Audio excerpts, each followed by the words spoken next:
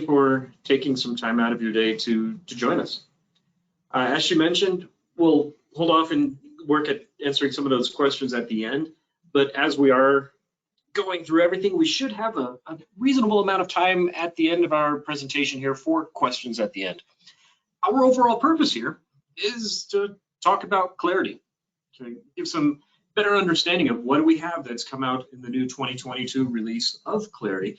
But you know, there's a piece in here where I wanted to go down memory lane a little bit and just be able to look at the overall picture of why Clarity and what are all the different possibilities that we have in the software as a whole. We're not spending acres of time on that, but I wanted to revisit that for those people that are already using Clarity. It might be a little bit of a reminder of, are we taking advantage of all the aspects of Clarity that exist before today and putting them to use, or maybe not, just to give a little poke, a little reminder.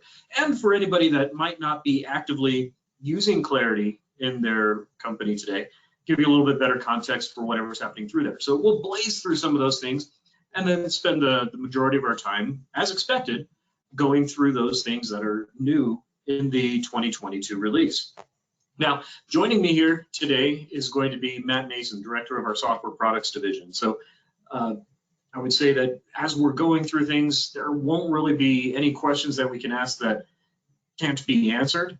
There might be some lengthy answers. There might be some places where, as Katana mentioned, we want to take this as a more in-depth conversation off on the side, but we've got the man, the myth, the legend here to join us.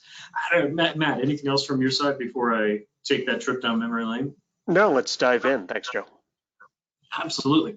So overall, if we look at what Clarity as a software is, we've been developing it for quite some time now. It started off as a piece to say, hey, we can do programming things with REVIT, so let's create a platform to help us out with rolling out and doing some different things for automation, for insights and things like that, which really got us to that spot of saying, what's the purpose of Clarity? What's the purpose for this software to exist? And as you can see here, we'll focus in on those people that are, we'll call them BIM coordinators, model managers. And there's any number of different types of names that you might throw out there, but we want to try and do whatever we can to try and make your lives better by taking care of some of these things. Now, we could expand that a little bit and say, you know what, it really applies to anybody who has any interaction with Revit or Revit data, whether they're a Revit user or not. So we can certainly expand it, but trying to focus in on those people that from a role or responsibility, we know that this will be the type of person that tends to care more about Revit, about data, about the things that are going around inside it. And overall, it bases itself on, call it 4 quadrants of types of things that Clarity does. Now, 100%, if you've got Clarity, you're doing something with task automation, period. That much we know is certainly going to be true. There's other aspects of Clarity that you may or may not be taking advantage of. And this is, again, that rundown memory lane that I wanted to take through here, where we're talking about other aspects where we can extract parameter information from Revit to help develop data sheets and different types of reporting through the Clarity portal. We can extract information about your Revit file. We're up to 72 different KPIs at last count of what we can pull out from bits of data about your model, so you can identify how healthy is it, how good are we doing, or are any files trending in a direction that we really ought to reverse course before it gets really bad. And one of the more recent pieces has been some enhancements to Clarity over the last few releases to help out with different types of business intelligence, you know, tying into Microsoft Power BI, going into a couple of different places. And really the overall piece of the value that we're looking at this is to save time, to increase quality, to help you out with producing required deliverables, if that's the case of what you need to do for data sheets, and to just have a better set of information so you can make informed business decisions. And that's really what all comes down. I was doing a marketing event last week for Imagine Event, an Elevate event that we had over 2 days. And the opening keynote that I did was talking all about business analytics and being able to find the right data and good data to be able to analyze and bring into making decisions for your company. The same thing applies here. It's taking bits of data to understand how all these different systems are being used in which ways and what's happening to analyze and make decisions on. Now, one of the things that comes out often, especially with Autodesk having this emphasis lately on all things cloud, there comes to say, well, is Clarity cloud-based software? Is it a cloud-based solution? And it can be, but it doesn't have to be. Most of the time, the vast majority of the time, when we're looking at how Clarity goes about doing things, it's working off of your hardware, typically in your office, in your server rack, in your data center, in your wherever.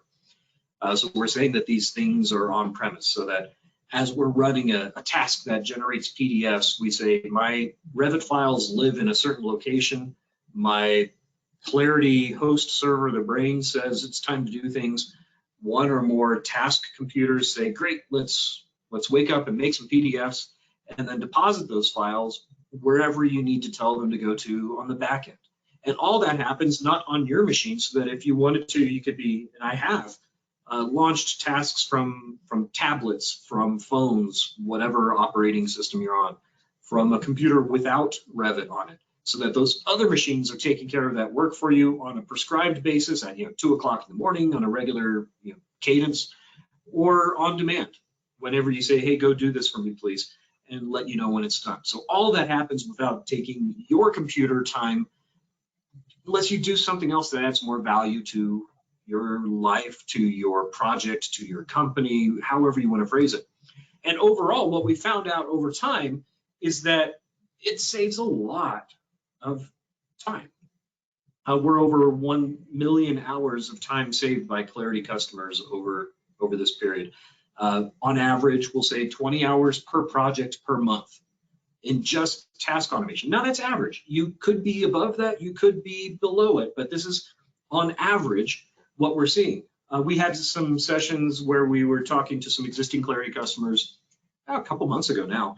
And one of the things that one of our customers brought up is that this was a good way to be able to evaluate the time of how much time the computer was processing to do things. What it didn't capture is the amount of time that was saved by problems not happening, by going through and using metrics or different things to make sure that the Clarity files were optimally set up and configured and running smooth. How much time does that save on file open processes? How much time does it save by no data corruption happening? So that there's an entire order of magnitude of other stuff out there that aren't included, but this becomes a safer number for us to look at. So, and the idea of, again, going down memory lane, just having some fun with it, I revisited some things that I was looking at even just a few years ago, where I was saying, what does 280 hours over the course of a year mean? So I had some fun with it, saying, well, there's some variables. How heavy are you? How fast are you walking? But hey, you could lose 22 pounds over the course of a year because of Clarity. Why not? Now that we're allowed to be in person at most ballparks and basketball games and things like that, you could see a number of different sporting events. I could drive from my house, I'm in the Denver metro area, to Chicago to get a piece of pizza, bring it back home to my lovely wife, and do that 9 different times over the course of a year with the time that's being saved by Clarity. Watching movies, flying to the moon. I mean, it's one thing to look at that, but it grows quickly. I mean, if you have 10 projects in Clarity, it's the equivalent of a full-time employee doing work for you on all that after-hours things, so that you can focus on items that mean more to you as a person, as a company, as I said before, which means maybe come through and take some classes with Imagine, because why not be a little bit self-promoting here? But it's not just a Revit architecture fundamentals class. You could take all of these classes with the time that's saved from task automation inside Clarity. So it's an interesting way to look at things of how much is 280 hours. It's a lot. And you even get a long weekend at the end. We're not done with just those pieces. It's a lot of stuff. It's a lot of value. So that's the little bit of a trip down memory lane. Yes, we're rehashing and having some fun with the idea of what could I do with all this time. If you one of those people coming in that doesn't already have Clarity in place, But beyond that, when we go back to that quadrant of looking at things, of what are we doing with Clarity if you are an existing customer? Are you doing anything with business intelligence, either with Clarity or as a whole within the company? If not, maybe that's one of the things, talk with others. Is that a place where you can or should go? Does your business do anything with data sheets? Are you using Clarity for that? Does your business need to pay attention to the health and quality of REVIT files? I would hope so, but not everybody's grabbing all these things. It's there in your software today. Let's take a look at using that even beyond what is new for the 2022 release. Now, one last peek as we're going into memory lane and talking about things, and I'll turn this over to Matt to kind of take us down the technical history, but where we've gone lately and what has been added into Clarity over the last few years. Matt? Yeah, thanks, Joe. Clarity has been on a 2 release per year schedule for a number of years now. I just put in here some of the things that we've been doing in the last few years, but we typically have a spring release that adds support for the new version of REVIT and REVIT Server, as well as a fall release that just adds nothing but enhancements. And we're still doing that because we still consider ourselves a young product, still figuring out what everybody would like to be doing from an automation perspective, and we want to be super responsive so that you don't have to wait too long, and we try to be very adept at listening to what people want and what we could do to make your life better through automation or through data and insights. So you can see we've been doing these last couple of years 2 releases, and we've spent a lot of time on everything from data to Dynamo integration to integration with other systems like Procore, like BIMTrack, and then a wide variety of different things driven by lots of different customers pointing us in the direction of where to go. The other thing I think that's important to cover is just, again, especially for people who are not maybe Clarity users today, is just to understand the solution stack. And when we're talking about different parts of Clarity, what we're talking about, there is the sort of core piece of Clarity that everything runs on the intranet website. And then most of what we do with in terms of automation is around this Clarity task servers. And you have, in some cases just one, in some cases many, just depending on how much automation you're doing and how much capacity you need to crank through that automation, on any given day or any given night, or in particular, those of you who all want to have everything updated on Thursday night because everyone's got meetings on Friday. Let's see, and then in terms of additional modules, we have an additional module specifically for our ProjectWise integration to work with Bentley software, as well as for those of you who are more in a sort of building owner kind of setup versus an AEC firm. This Clarity Owner Data Portal is a small module that just adjusts Clarity a little bit to be a little bit more oriented around what a building owner might use Clarity for in terms of keeping REVIT files up to date and keeping the data extracted and providing a way of looking at that data on an ongoing basis.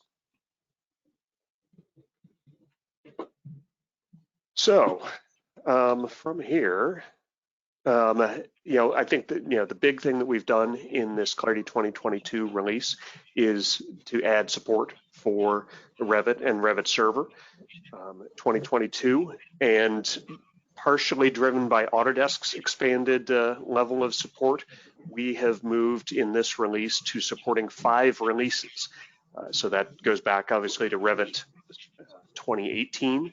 And so that's what we're going to be doing going forward. So we hope that that gives you a longer span of what Clarity can handle. Should make it easy for anybody who's running Clarity 2021 to upgrade to 2022. And because we're not going to lose the support for anything in particular in terms of older versions that have fallen back, even if you still have projects that are trapped in those REVIT versions. And then we continue to do what we've done before, offering limited support for one older Revit version by keeping an older task server connected to a newer host server. So we are technically covering at least some amount of support for Revit 2017 as well. So we're hopeful that we're covering enough that that you can keep moving forward with us in terms of new versions. But yeah, we understand it's a complicated world out there. Let's see. I'm sorry. Go ahead, Joe. No, absolutely. Keep going. Sorry. Okay. So I was agreeing with the idea of it's a complicated world out there. So yeah. Let's see. And I did want to point out that Revit Server is still alive. And while BIM 360 has primarily supplanted it, it is a product that does have at least a little bit of life in it. They did add support for Windows Server 2019, and they actually have some non-trivial updates coming. I don't think I can talk about them because they're still in the beta portal, but Autodesk is putting a little bit of energy still into Revit Server, which is nice to see. So. Cool. And with the idea of things being complex, if I take over here for a minute, tasks. Yeah,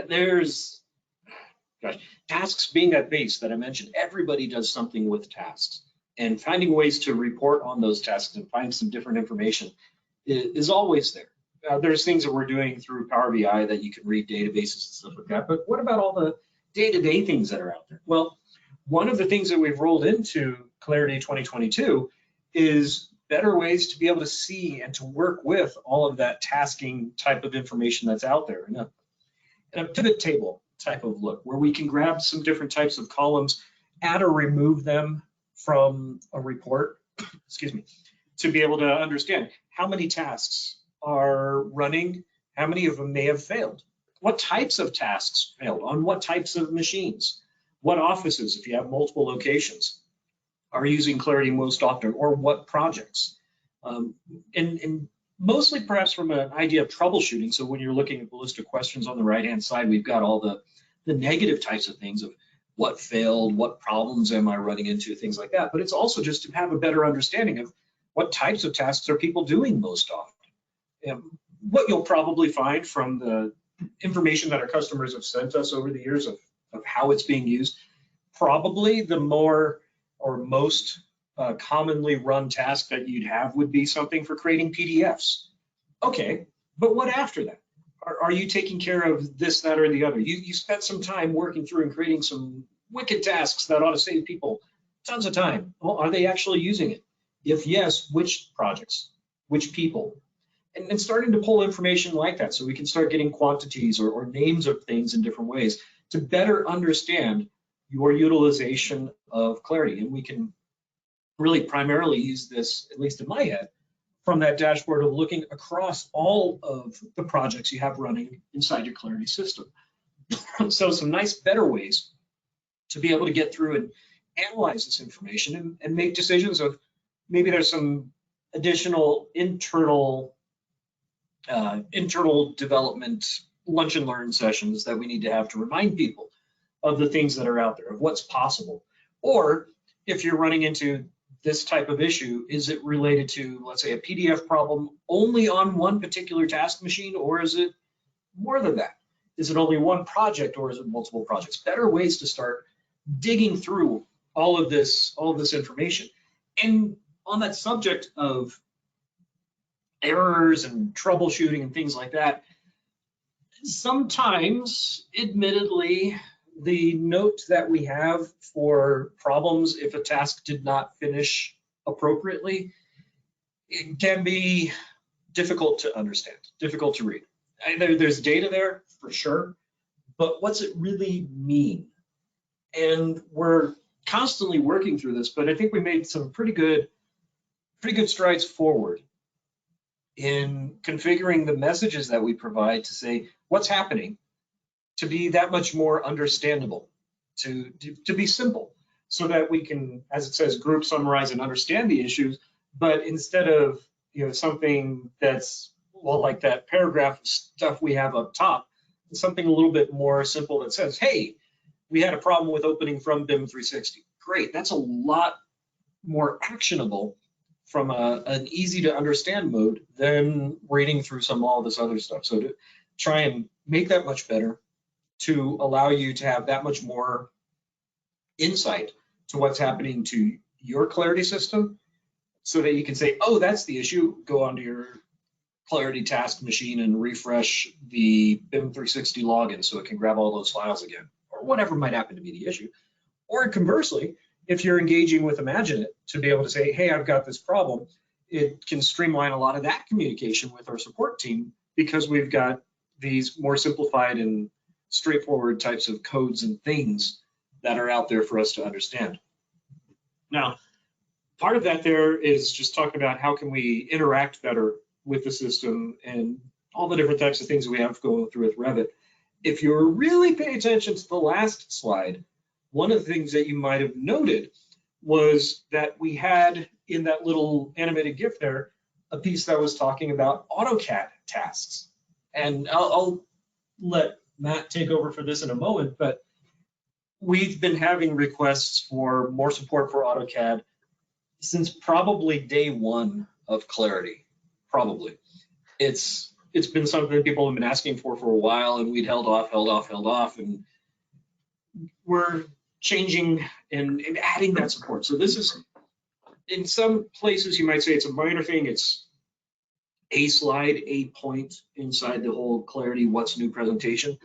But in my head, in Joe Eichenseer's head, this is probably going to be one of the more significant enhancements that we've got in here, that at this point in time on this round, having 3 primary tasks that we're treating as, well, as it says there, first class. So in the Clarity world, we're treating AutoCAD now as a first class citizen, as opposed to, well, we've got this script task, and you can, if you can script it, you can do it in AutoCAD. Well, it's still there, but now giving it full attention and, well, maybe the attention that it deserves. So if you're in a multidiscipline firm and you've got people running AutoCAD and Revit, whatever flavor of AutoCAD it might happen to be, there's an opportunity to expand your use and leverage of Clarity to be more than just those Revit projects. And we're moving forward there. So I don't know, Matt, any color commentary that you'd want to add on to that? No, I think we've mostly covered it, but yeah, we ultimately resisted this for quite some time. I mean, we kind of figured that most firms, what year are we in, 2021, that haven't most firms sort of gotten their AutoCAD automation under control? And, the answer largely seemed to be not quite as nicely as they'd like to, especially when it came to things like running things in the background or batch scheduling or those kinds of things that Clarity does well. And so we decided that rather than, as we said, just a sort of second class citizen, where we could just sort of run a script where you really had to fiddle around and build it out yourself, that we would build out the capability of having AutoCAD as a first class citizen within the Clarity universe. And that means keeping track of DWG and DST files, be able to target the tasks, and ultimately, we think this will grow a bit further going forward. Cool. Speaking of scripting. Yeah, on the Revit side of things, one of the things that we're excited about is adding support for PyRevit scripting.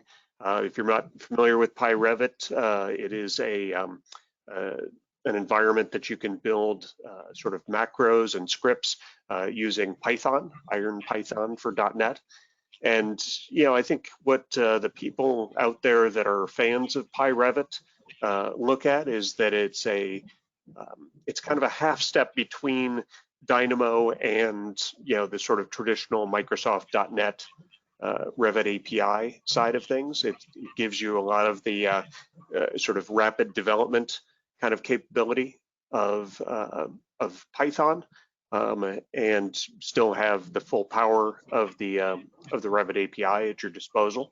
So we've been seeing that, you know, PyRevit has been growing in terms of its adoption and people interested in it, and so we wanted to make it supported within Clarity. And just to be clear, like what we do with Dynamo, this is just adding the ability to say, if you've got something that runs in PyRevit, you can use Clarity to automate it as a batch platform and scheduling it just along with your other Clarity tasks. So that means run it against these 1,000 models, or it could mean, you know, run it on a schedule every night, you know, at 2 a.m.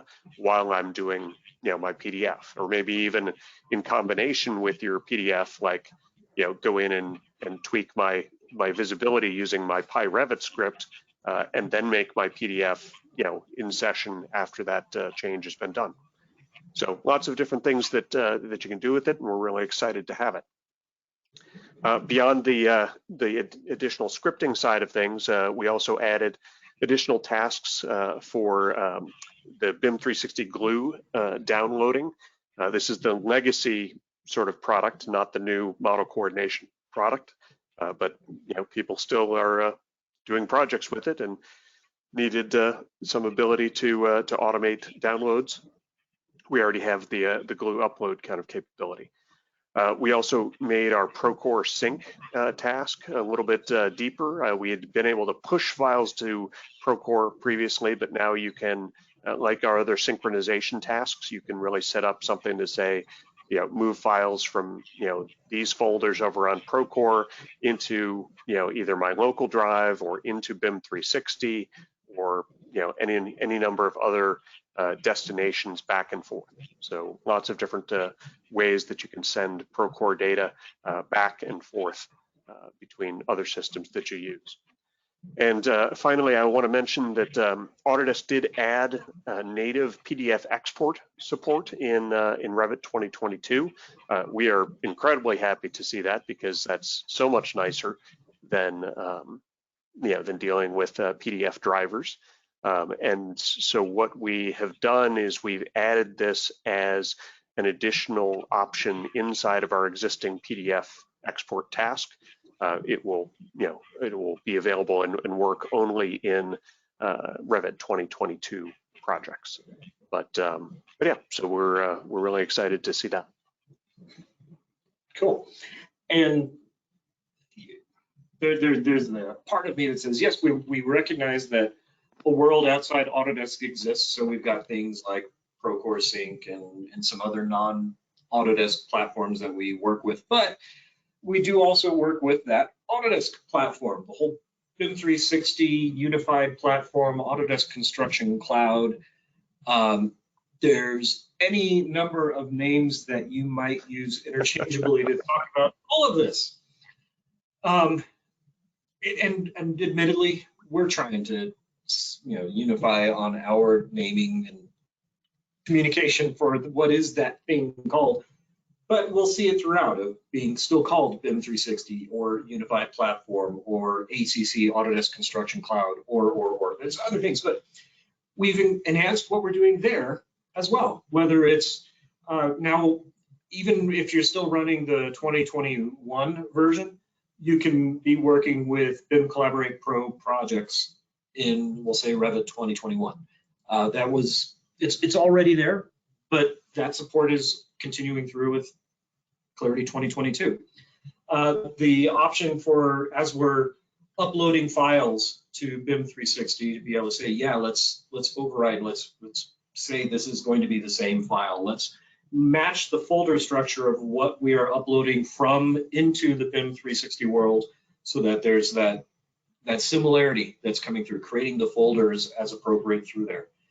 Being able to grab more data as part of an overall backup for that project. There's some places where we can grab metadata, and we'll get into some aspects of this as well for a moment with Matt.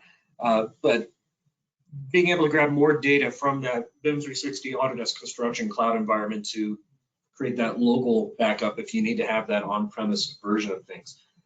For extracting data from all these different pieces to be able to get that information. So continuing to enhance how we're working with and what we're doing with this BIM 360 world. There's a place where we have some hash information that we're able to pull out as well. And for some files, it works out and does some really neat things. For other files, every time you create a PDF and you upload it, it treats it as a new file anyway, so that hashing information isn't quite as valuable for some files as it is for others. But continuing to tighten that connection between the Clarity world and the BIM 360 world as we're working with various aspects of data. Regarding some of the project backup stuff, Matt, maybe over to you for this. Yeah, we've been asked for a year or two about getting more data into the backup. Our traditional backup was really just about making backup of the REVIT files and the links that went with them. But we've been getting a growing number of people asking about being able to take a snapshot of the data.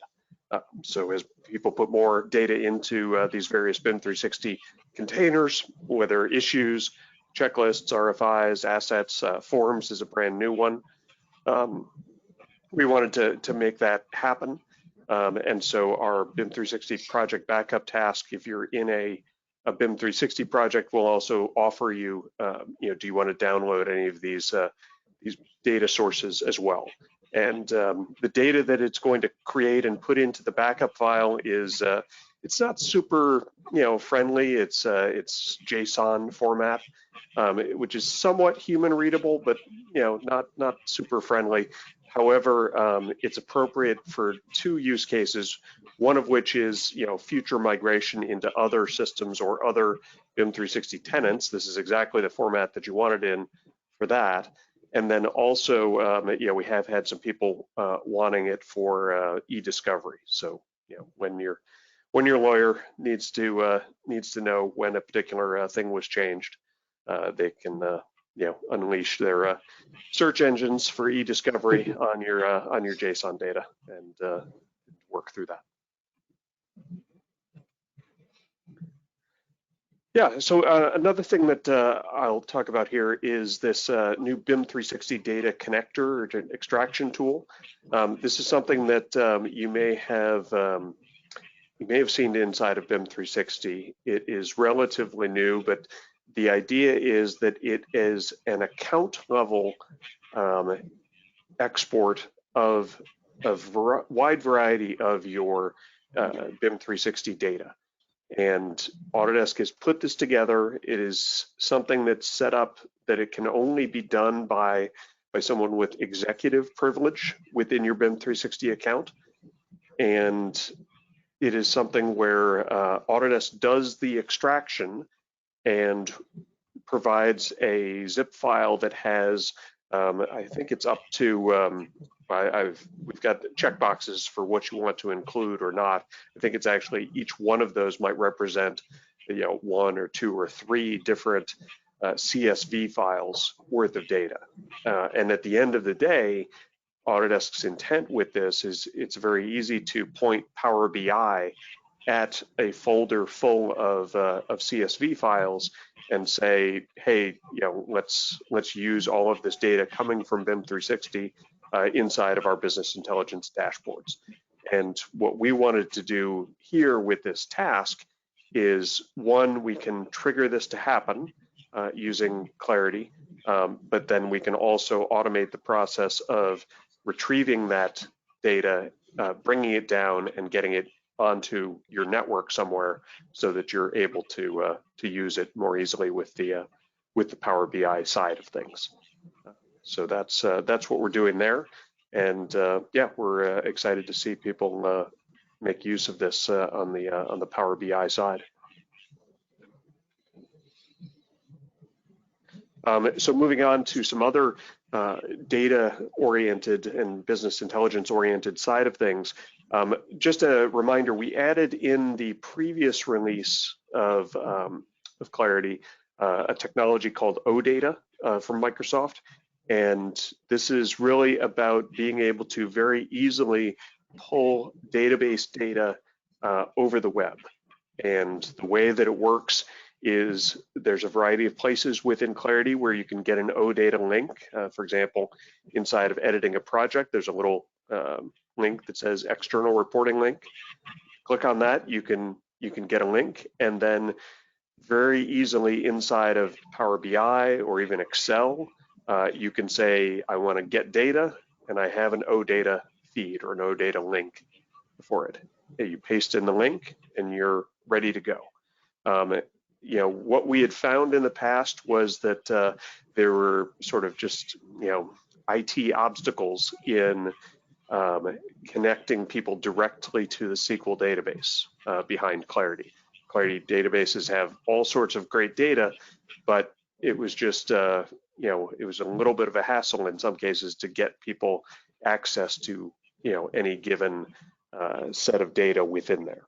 And so we wanted to make it easier. We wanted to make it just, you know, 2 clicks and you're live and you're, you know, slicing and dicing your own data, and without having to worry about the SQL permissions about it. However, you know, there's a little bit of feedback, if we can move ahead one, Joe, that maybe we had gone a little bit too far. Those links were kind of magic. Anybody who had the link and, you know, had access to your actual network could go in and read that data. So we did add a new option in 2022 to have the concept of ODATA security, where if you want to use the link, the first time that you use it, it will prompt you for your Clarity credentials.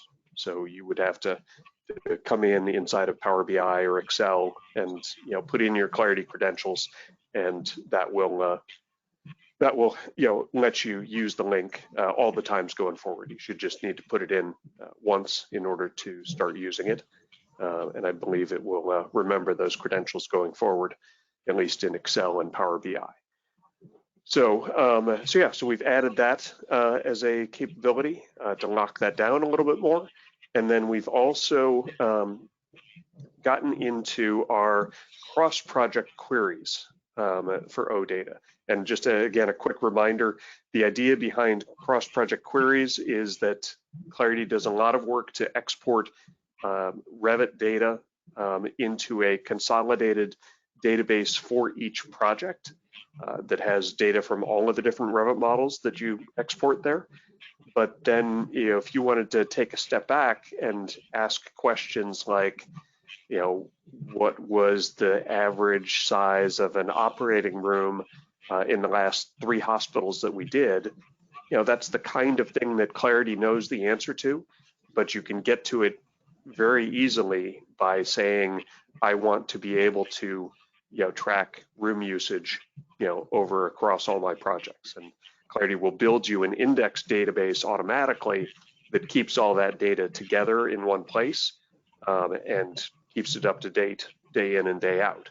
So what's new here is that instead of having to access it via SQL or inside of Clarity, we now have the ODATA link inside of the project query page, so that you can again easily get that data out and into the Power BI side of things.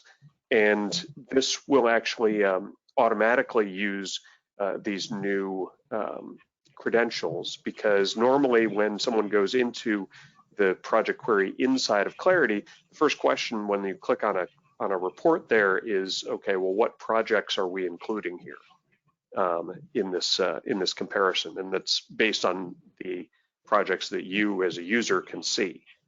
We wanted the same kind of limitation to exist on the ODATA mechanism, so whatever credentials you can give the same link to a bunch of different people. They're going to get different set of results depending on what projects their credentials can actually see.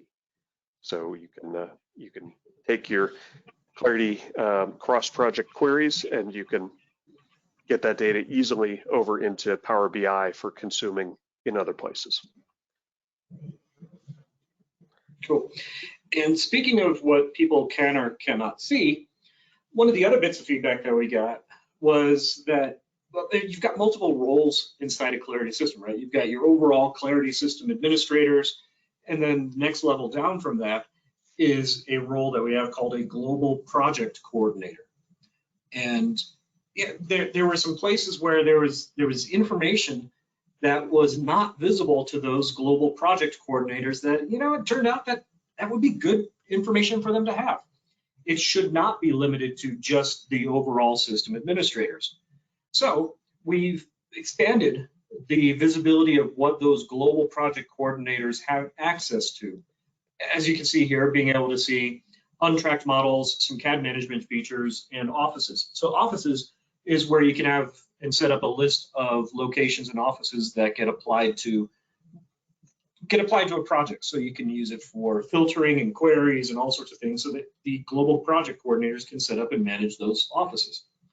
CAD management is where if you have the Clarity add-in for Revit installed in different places, one of the things it can do for you is to start reporting on things like what add-ins exist in this session of Revit or in this machine for Revit. What version of add-ins exist for that? It starts to give you information that if you care about managing your software environment, CAD management features here give you tools to help out with that type of reporting and understanding. Again, assuming that we've got our add-in installed on your end user workstations, which is probably a wise assumption, but it's an assumption nonetheless. And then the same thing of being the untracked models, the same caveat applies, but how many models are people working on in your company that are not actively in a formal Clarity project? And if you find that there's this file or this collection of files that's getting a lot of activity, but it's not part of a Clarity project, maybe it should. So to be able to track, excuse me, and understand what files are being in use where. So there's some better insight to what's happening inside the company to those people that are global project coordinators, and some better visibility, better tools to make business decisions on, going back to that theme. If those are a lot of the major pieces and parts that we've got for Clarity, maybe Matt, back to you for some last little bits of kind of fit and finish items. Yeah, sure. You'll see, as you look at Clarity 2022, we've freshened up some of the user interface side of things, our grids, our various user interface elements, but in particular the grids have all been freshened up, a little bit more mobile and tablet friendly and those kinds of things. We've got a couple of additional metrics that we've added to the metrics task. We've got a new feature within PDF. This was driven by some of our building owner clients that had same sheets, but wanted to drive view template swaps as part of the printing process. I can't remember exactly what they were going for, but that's a particular way of doing that, and we can make that happen. You'll notice on the server page inside of Clarity an RSS feed on the side of announcements from us. We have been pushing you guys for a couple years to join up to that imagineit.helprace.com site to vote on your enhancements and those kinds of things. That's where this particular feed is coming from, and we're just going to be trying to communicate with you more regularly, as well as draw your attention to things that we've put into the system. One of the things that we posted there recently, I saw one of the questions that went by, and we'll talk about it in detail.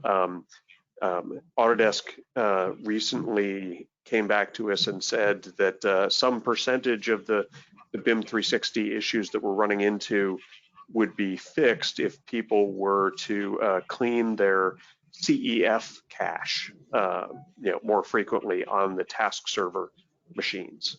And so that's, for example, something that we wrote about in that Imagine It Help Race site, but this new feature will bring that that article that we wrote into your Clarity server page. So we're hopeful that drives a little bit more engagement and make sure that you guys are see the visibility of these things that we're putting out there. We also did some cleanup on the files page, and in particular, I think there were some customers that struggled with filtering and having an understanding of are things filtered out or not, or that kind of thing. So we've done some UI cleanup and explanations on that. the whole solar winds thing that went on last year, it really drove us to look more closely at the update mechanism and making sure that what we're doing is as secure as it can reasonably be. And so we have put in a variety of updater security updates to address those kinds of things, to make sure that the updates that you get are official updates from us. Let's see, the task timeline. I know that inevitably somebody will ask me, can the task timeline be changed to show us a week's worth of data instead of a day's worth of data? We're on the path to that. You'll see that the task timeline has a significant UI upgrade to be able to zoom in and adjust the timeline, and it's just a more modern sort of look at the timeline. Our next step, now that we have that, is to look at a longer time frame. So next release. For those of you who send emails out of Clarity, which is almost everybody, we did start running into people who were having problems with SSL or TLS email, depending on your email provider. Those have been addressed and upgraded. And then finally, the move copy. We had some customers that really liked the concept of being able to move files into a different folder dependent on some piece of metadata that Revit knew about, but like how would we know on the outside which discipline, for example, this particular model was. And so this move copy post task action can now use the metadata produced by a variety of the tasks. Have an option that says generate metadata. It puts out a little XML file that goes with, say, a PDF saying, this is the Revit data from this, that corresponds to this PDF. And you can use that metadata now to route where that PDF file gets delivered to within, say, your, the move copy action. So that's the small fit and finish kinds of things. I also welcome you to, just go online to our, to our help documentation.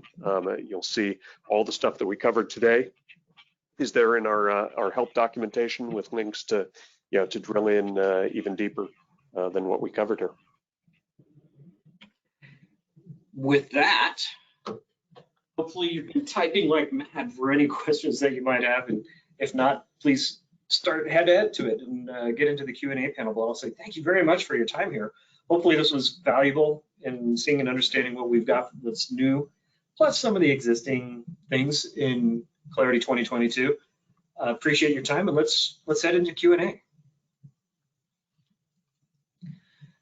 All right, let's see. So in terms of, so Christopher Alexander asked about what elements and tasks you see as being the most time-saving tasks. I'm going to go off the top of my head here, but I think across our customer base, I think the ones that save the most time are mostly either print and export tasks. So, your PDF export, your DWG export, anything where you're having to produce a PDF or create other formats for delivery to consultants or that kind of thing. So that's on one hand. The other hand is, is basically doing model exchanges. That even in the world of BIM 360, that there's some percentage of your projects or some percentage of your consultants that you are, needing to sort of deliver to them, some alternate Revit model or alternate version of the file, on an ongoing basis, and then receiving new versions from them and bringing that data back into your project, whether your project is on premise on a network folder or whether it's in BIM 360. So those bits of time that's spent on those kinds of things is what we'd call sort of low value grunt work in making those things happen. And so that's where we feel like those things take a non-trivial amount of time, and especially if you're going to do them frequently. So yeah, that's what jumps to mind for me. Joe, any other thoughts for you? Last I remember looking at the list, there was As you mentioned, there was PDF. There was a lot of time spent and saved with some of the tasks we have for transferring files, for uploading and downloading to different sources. That was a fair amount of time saved. So the transmittal tasks were there. There was a lot of time spent and saved with the database extraction task, whether it was because it was going straight into using it for reports and data sheets, or if it was used as a supporting function for other tasks. That was a little less clear to me. But most anything that's doing those major types of outputs that we have to do on a regular basis, PDF, DWG, and so on, were very highly utilized in time savings, for sure. Okay. Christopher also asked, why are the versions, why are the versions of Clarity offset, one off from the year? Christopher, we can resist Autodesk all we want, but we align with Autodesk because our products are so tightly tied to the Autodesk products. So when REVIT 2022 comes out, it is easier for us to say that Clarity 2022 supports REVIT 2022 than try to have it not work that way. So sorry about that. Let's see. Question from somebody saying, when will Revit Server die? I mean, I actually, it continues to surprise me that it stays alive. I mean, it's something where I have relatively frequent conversations with Autodesk about it, because historically, we were really focused on Revit Server. We had a whole module that helped with Revit Server. But so we've had that conversation every 4 or 6 months with them. And, historically it was, we're going to keep it alive, on life support, for indefinite future. But like I said, it's been interesting to see, that they have, in the last year or two, given a little bit more than just life support kind of effort to supporting it. So who knows at this point. Let's see. Someone said, especially support for Civil 3D. We do support Civil 3D with the new AutoCAD features. Those are all made to be specifically workable on AutoCAD, Civil 3D, and Plant 3D in particular. And we do expect to, to add to that over time, because that's ultimately the multidisciplinary firms that we're talking to. A lot of it is driven by having a civil component involved in the design.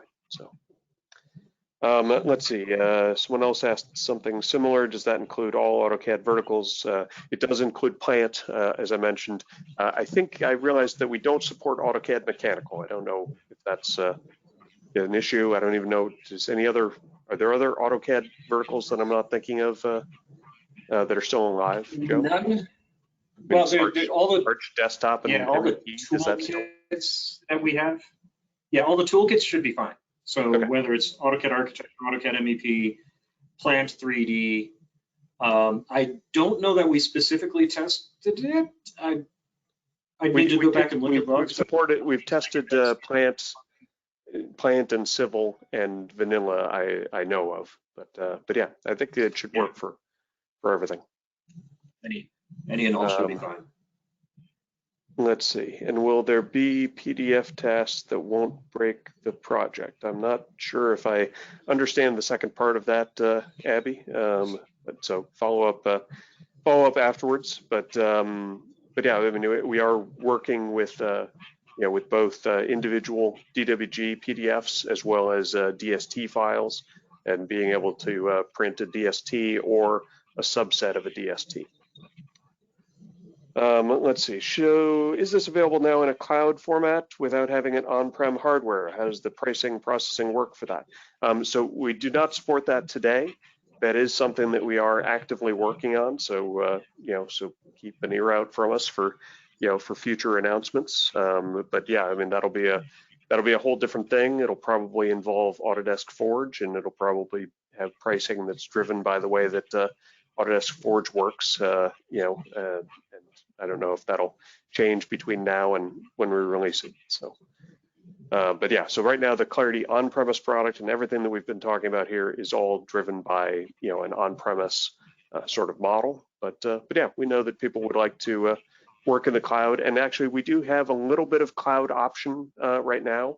There's about 4 tasks maybe, and I think it's growing, that can be outsourced to a virtual task server in the cloud. And so that's in the product today.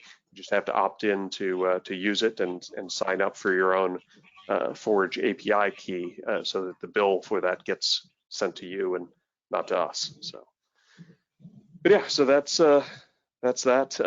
I'm gonna skip over the AutoCAD. When will AutoCAD die? It seems not killable. Let's see. Native PDF export 2022. Does that mean that you can run multiple PDF tasks simultaneously on a task server? Yes, you will be able to do that. You could do that. You could do that in 2021, but only with the PDF Exchange driver that we had. But yes, in 2022, and specifically with REVIT 2022, you can have multiple. And again, if your machine is capable of running multiple copies of REVIT at the same time, you can have it launch multiple REVITs. You can be doing multiple PDF tasks at the same time. So and we should just naturally figure that out and and let that happen, I believe. So yeah, should be possible.